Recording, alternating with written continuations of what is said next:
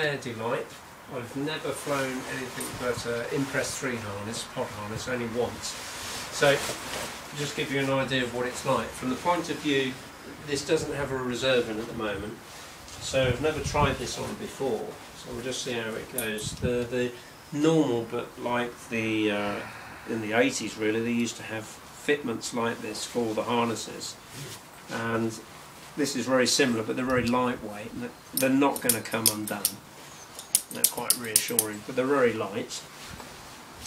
Now we've got one extra here, standard buckle, and again we clip in there, that's your waist strap,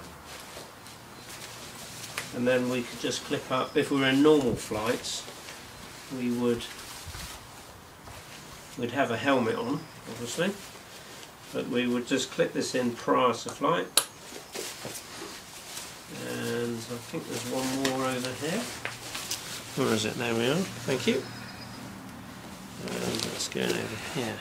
Okay. So they're elasticated, so you don't feel restricted, and that feels all right. I can move around and obviously just sit in it. And hopefully this supports me. Yes. Now, how easy is it to get in? I'm not looking at making it look very good, am I? If you push down on that, that's actually going to help a lot better. And you're in pretty much. That's quite nice. I'd maybe make that a little bit shorter for myself. But first impressions, that feels really nice. Got a nice cockpit, so you can read off your dials and instruments there. And it does feel very streamlined. And it feels very supportive in the back actually. And there's no seat plate in here, but I don't feel that there is no support. So when you fly a normal harness, you've got a seat plate. This one doesn't have a seat plate at all, and it feels fine actually. It feels very nice. Yeah.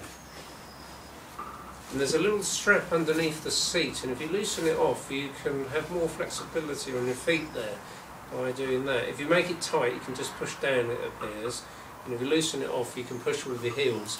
And I guess that's going to be more for people weight shift using the heels rather than the toes. So yeah, nice. And it's all adjustable in flight, which is really good. And we've got all these little added things here. And I think I do like is a reserve here. You don't want to be looking for it, because when you want to throw a reserve, it's a case of I just want it and throw, and the reserve is there. I know it's most probably quite easy to see, but I know it's there. I know I don't have to be looking for it. It's just here. Not that I really want to throw my reserve, but it's nice to reassure to know these things are there. You've only got one side pocket if you want to keep things on the left-hand side, which I personally do like, because if you have two side pockets and the reserve was here, and you're trying to find this zip pocket to pull your camera out and it catches a reserve, which could be about here, it's not on this side, so it's only on one side, and that's quite reassuring. And I think you've got enough room inside these little areas here to put all your bits and bobs and all your little gadgets. The top part is removable, as it is with many of them, but this is all included. And the top thing here, the top part of all of this, it's 2.3 kilos. So that's pod harness without the reserve. With your flight instrument deck is 2.3 kilos. We're going to measure that now to confirm that, and I think that will include the weight of these carabiners. So brilliant. Only thing we can't try out is the speed system. It's inside here, and we'll just have a quick look, just so people can see. And if we were trying to get out, it would be just a case of get out, but you have to remember you've got your speed system in here. And I think that will take a little bit of a while to get used to, but you've got one area to push down, and this will be the part here that you're going to apply, and that's going to take a little bit of setting up.